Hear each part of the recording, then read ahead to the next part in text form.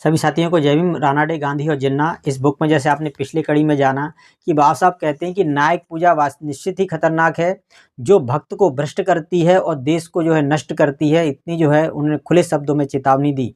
और उसके बाद भी जो बाबा साहब ने ये भी कहा कि मीडिया पर आरोप लगाए कि किस तरह से जो है मीडिया कभी भी किसी को महान बना देती है, महापुरुष बना देती है। तो इस तरह से उसके बाएं हाथ का खेल है किसी को महापुरुष बना देना। और कार्लाइन के भी उन्होंने कुछ शब्द बताए। कार्लाइन की जो है उन्होंने कहा था कि जिस तरह से मान लीजिए बैंक का उदाहरण दिया कि बैंक में जब कोई नोट जब जमा करने जाते हैं तो बैंक पूरी तरह से उसकी छानबीन करती है कि ये असली है या नकली है। तो इस तरह से आपको भी अपने नायक की जो है छानबीन करनी चाहिए कि वास्तव में वो उस लायक है भी कि नहीं।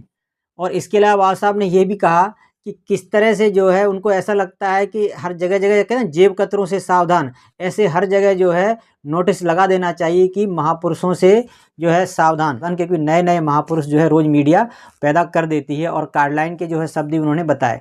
तो उसी के बाद बाबा साहब कहते हैं कि रानाडे को आज तक वो सम्मान क्यों नहीं मिला, और लोगों को जो है जो वास्तव में नायक थे भी नहीं उनको इतना सम्मान दिया गया। तो इस बारे में बाबा साहब क्या कहते हैं तो आज की कड़ी में आप जानेंगे। अभी तक आपने चैनल को सब्सक्राइब नहीं किया, सब्सक्राइब कर लीजिए, लोगों तक शेयर जरूर कीजिएगा। तो शुरू करते हैं बाबा साहब के शब्दों में। बाबा साहब कहते हैं रानाडे को देवताओं जैसा सम्मान तो नहीं मिला जो भारत के इन महापुरुषों के भाग्य में आज बधा हुआ है।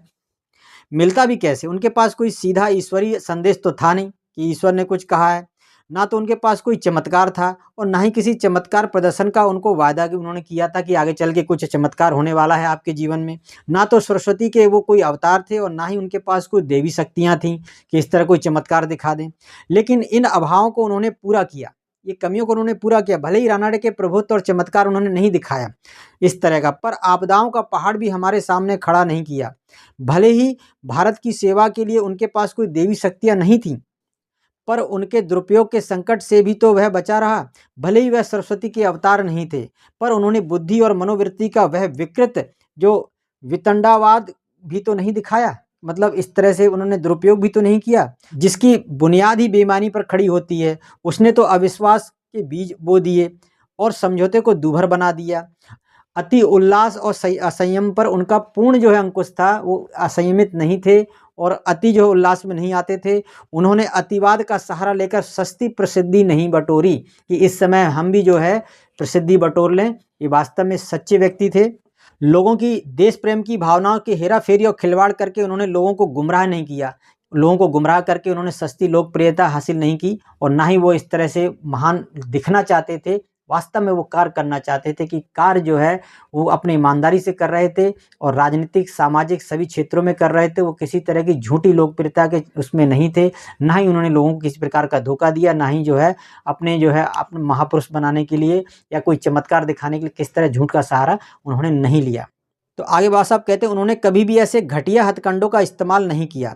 उनमें शोर तो होता है पर जोर नहीं होता। वो ऐसे नहीं है। वे ना तो त्रुटिहीन होते हैं और ना ही धूर्ता विहीन। वे तो देश के प्रति उत्साही तथा निष्ठावान सेवकों की भी कमर तोड़ देते हैं, पंगु बना देते हैं। वे कैसे आगे बढ़ें।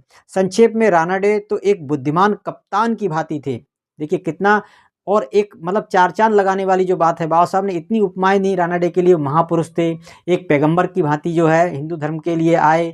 और इसके अलावा बाबा साहब ने और भी बहुत सारी उपमाएं दी। और बाबा साहब उसी में जो है एक और बात जोड़ते हैं कि संक्षेप में रानाडे तो एक बुद्धिमान कप्तान की भांति थे। कप्तान यानी कि सबको एक तरह लीडर की भांति नेतृत्व करने वाला, एक कहते नाविक जो चलाने वाला पूरी नाव को होता है, इस तरह से वो। और उनके जो राजनीतिक दर्शन है उसको भी आप जान सकते हैं कि वास्तव में जो तीनों दर्शन उनके कितने ही महान हैं। आगे कहते हैं कि रानाडे तो एक बुद्धिमान कप्तान की भांति थे। वह जानता है कि केवल प्रभाव और प्रदर्शन के लिए महासागर के बीचों बीच अपने जहाज के साथ चतुराई भरी चालबाजियां नहीं कर सकता और उसका कर्तव्य है कि वह उसे नियत बंदरगाह तक सुरक्षित ले जाए, अपनी नाव को ले जाए, क्योंकि नाव के साथ इतने सारे यात्री हैं, उनकी जान उनके हाथ में है। इसलिए सबसे मेन उनका उद्देश्य यही होता है, जो मेन जो चालक होता है, नेतृत्व करता है, कि मैं सुरक्षित जो है बंदरगाह तक उनको यानी किनारे तक उनको लक्ष्य तक उनको ले जाऊं। तो ये सभी गुण जो रानाडे में थे। संक्षेप में रानाडे जाली बैंक नोट नहीं थे। उनकी पूजा करते समय हम यह अनुभव नहीं करते हैं कि हम किसी झूठे और घटिया आदमी के सामने घुटने टेक रहे हैं। हमें यहाँ पर जो है एक गर्व भी महसूस होता है और वास्तव में ऐसे व्यक्ति को याद कर रहे हैं जो एक निश्चित ही महापुरुष है, महान व्यक्ति है, जिसने वास्तव में देश के लिए और यहाँ के लोगों के लिए बहुत कुछ किया, बहुत कुछ दिया और बहुत कुछ जो है हमें एक रास्ता भी दिखाया। इसीलिए वास्तव में निश्चित ही रानाडे एक महापुरुष थे। इसलिए आगे कहते हैं बाबा साहब कि जो लोग कहते हैं कि रानाडे का जन्मदिन आप जो एक नायक पूजा की तरह मना रहे हैं, तो बाबा साहब कहते हैं बिल्कुल गलत है। वैसे भी रानाडे का यह जन्मदिन समारोह नायक पूजा है ही नहीं। एक तो नायक पूजा यह है कि हम उसके प्रति अपार आभार व्यक्त करते हैं, एक तो ये हो गया। नायक जी की जी हुजूरी करते हैं, एक नितांत भिन्न प्रकार की नायक पूजा जी हुजूरी करते हैं। पहली में कोई दोष नहीं है, अगर वास्तव में कोई आभार व्यक्त कर रहे हैं उनके प्रति जो है कि हमने जो है उनसे कुछ सीखा, आने वाली पीढ़ियों को कुछ वो देकर गए, मार्गदर्शन करके गए, तो हम एक अपार आभार व्यक्त कर रहे हैं। साथ में उन्होंने कुछ किया जो समाज के लिए आज भी लाभप्रद है, तो आभार है। तो इसमें जो है किसी प्रकार की बुराई नहीं है और ये नायक पूजा नहीं है। लेकिन दूसरी तरफ यदि हम जी हुजूरी करते हैं, पहली में कोई दोष नहीं है और दूसरी जो है अति जघन्य है।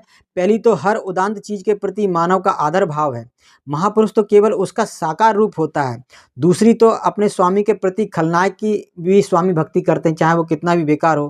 पहली सदाचार का लक्षण है, तो दूसरी जो है दुराचार का है। पहली उसकी सोचने की शक्ति और कार्य करने की आज़ादी नहीं छीनती है, क्योंकि आपको जो है पूरी स्वतंत्रता देती है कि आप जो है पूरी तरह से विश्लेषण करें, तब जो है किसी कार्य को जो है अपनाएं और आगे बढ़ें। और दूसरी तो हमें काठ का उल्लू बनाती है, जो है हम भी जो पिछलग्गू बन जाते हैं और उसके पीछे पीछे लग पड़ते हैं, चाहे वो गलत हो या सही हो। पहली में राज्य के लिए विनाश की संभावना नहीं होती, दूसरी में खतरा ही खतरा है देश के लिए, राज्य के लिए।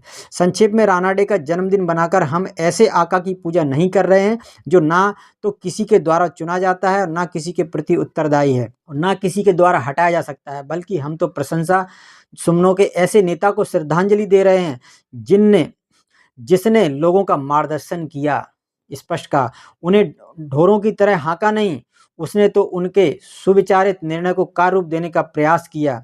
उसने हेरा फेरी अथवा हिंसा से उन पर अपनी इच्छा लादने और थोपने का प्रयास नहीं किया। इसलिए जो है रानाडे एक निश्चित ही महान व्यक्ति थे।